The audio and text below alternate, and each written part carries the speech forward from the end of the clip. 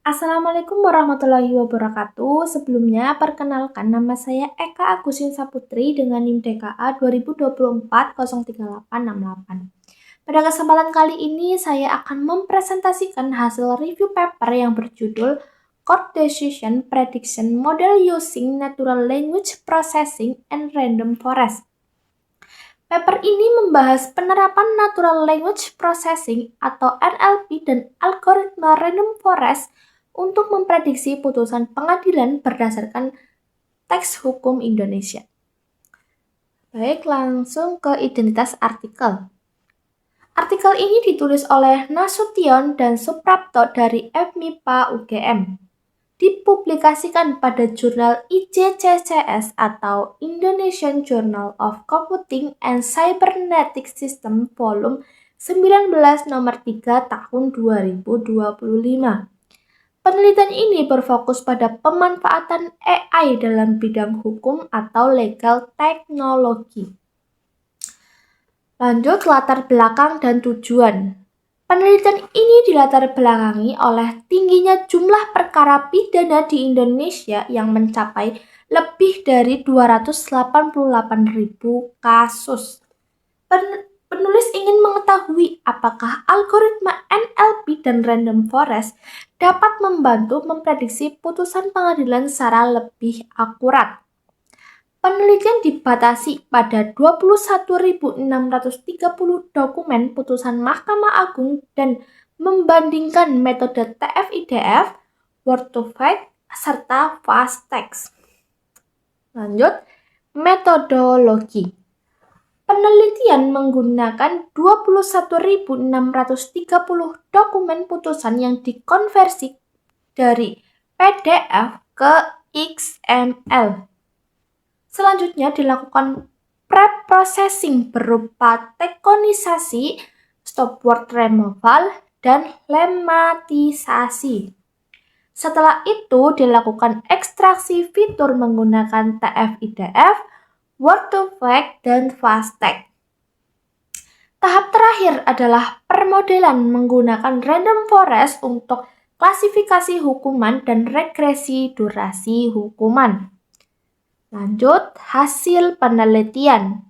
Hasil penelitian menunjukkan akurasi klasifikasi sebesar 81% dan skor R² regresi sebesar 0,80. Metode terbaik adalah TF-IDF yang berhasil mengungguli Word to Fact dan Fast Text. Penulis menyimpulkan bahwa representasi berbasis frekuensi kata masih sangat efektif untuk teks hukum Indonesia yang formal dan repetitif. Lanjut, analisis permasalahan. Menurut saya, permasalahan yang diangkat sangat relevan karena jumlah perkara yang besar membutuhkan dukungan teknologi untuk meningkatkan efisiensi. Namun terdapat asumsi bahwa keputusan hakim masa lalu dapat dijadikan dasar prediksi di masa depan. Padahal terdapat risiko bias historis yang dapat diwariskan oleh sistem AI. Lanjut, analisis metodologi. Pemilihan Random Forest cukup tepat karena teks hukum memiliki banyak pengulangan dan pola yang terstruktur. Selain itu, penelitian juga menawarkan pendekatan segmentatif dengan memisahkan bagian-bagian penting dokumen hukum sehingga informasi yang diperoleh menjadi lebih spesifik. Lanjut, analisis hasil dan pembahasan. Hasil penelitian menunjukkan bahwa bagian fakta hukum dan pertimbangan hakim memiliki pengaruh terbesar terhadap prediksi putusan. Penelitian membuktikan bahwa AI tidak hanya menghafal metadata, tetapi mampu menangkap substansi hukum yang terkandung dalam dokumen. Lanjut, kontribusi ilmiah. Kontribusi utama penelitian ini adalah membuktikan bahwa kombinasi Random Forest dan TF-IDF mampu mengungguli beberapa pendekatan deep learning dalam domain teks hukum Indonesia. Selain itu, penelitian juga memberikan bukti empiris mengenai bagian dokumen yang paling berpengaruh dalam menentukan vonis. Lanjut, kelebihan dan kekurangan. Penelitian memiliki beberapa kelebihan. Pertama, menggunakan dataset yang besar yaitu lebih dari 21.000 dokumen. Kedua, melakukan perbandingan metode secara komprehensif. Ketiga, hasil model lebih transparan dan mudah dijelaskan dibandingkan model deep learning yang bersifat black box. Kekurangan penelitian. Meskipun hasilnya baik, penelitian masih memiliki beberapa kekurangan. Pertama, terdapat potensi bias akibat perbedaan panjang dokumen. Kedua, penelitian belum memanfaatkan model transformer modern seperti Indopert. Ketiga, meskipun nilai R² cukup tinggi, kesalahan prediksi durasi hukuman masih cukup besar untuk diterapkan secara langsung di dunia nyata. Lanjut, rekomendasi pengembangan.